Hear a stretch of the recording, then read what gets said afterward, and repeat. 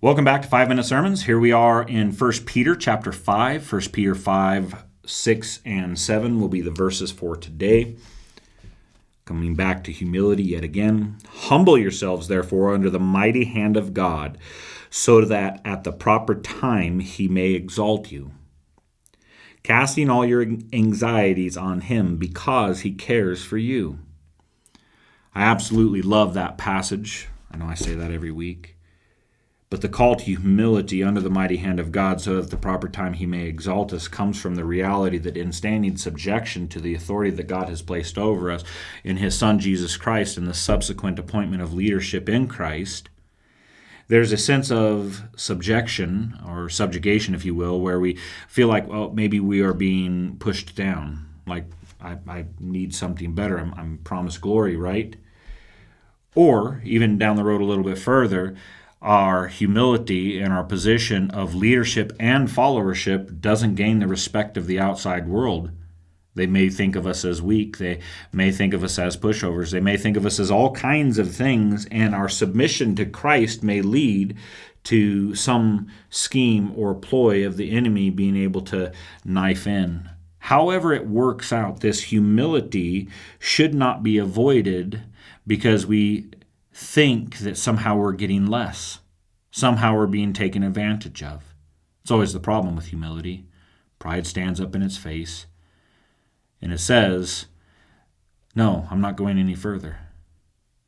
Humility, though, is placing ourselves under the mighty hand of God, trusting in him. Humility and faith are connected. Our faith in God, submitting to him under his mighty hand, is trusting ourselves to him and his promises, his way, his word, his path. He then continues into something that is used all the time, out of context, kind of. It's fitting.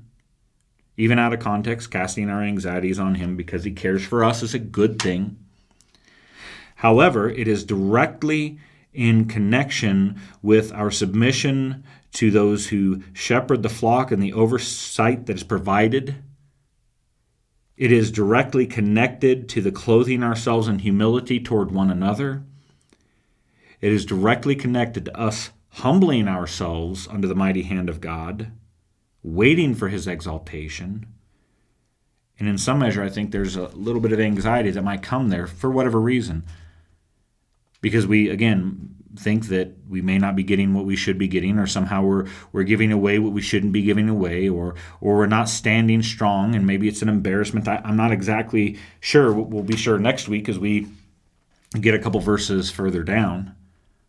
But for the moment, let it suffice that anxiety often comes from pride and self-exaltation rather than submission to God and allowing his exaltation to come in his time.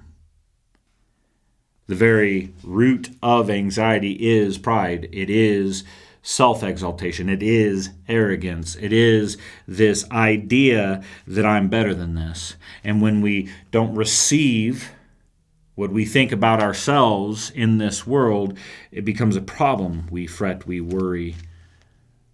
We might not get what we're supposed to get or we want to get.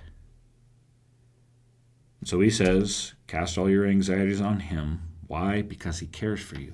Christian, do you know that the Father cares for you? Do you trust that in your submitting to him and your being humble before him under his mighty hand, waiting for his exaltation, is done with the greatest of care? He cares for you greatly as you do that.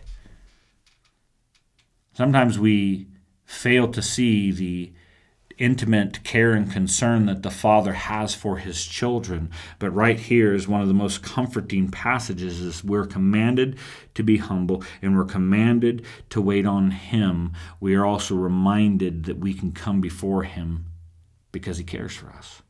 We can come confidently. We can come boldly. We can come with this great faith, saying, Lord, I'm afraid that if I submit, if I am humble, that bad things are going to happen. Well, here very clearly he goes, no, cast your anxiety on him. He cares for you.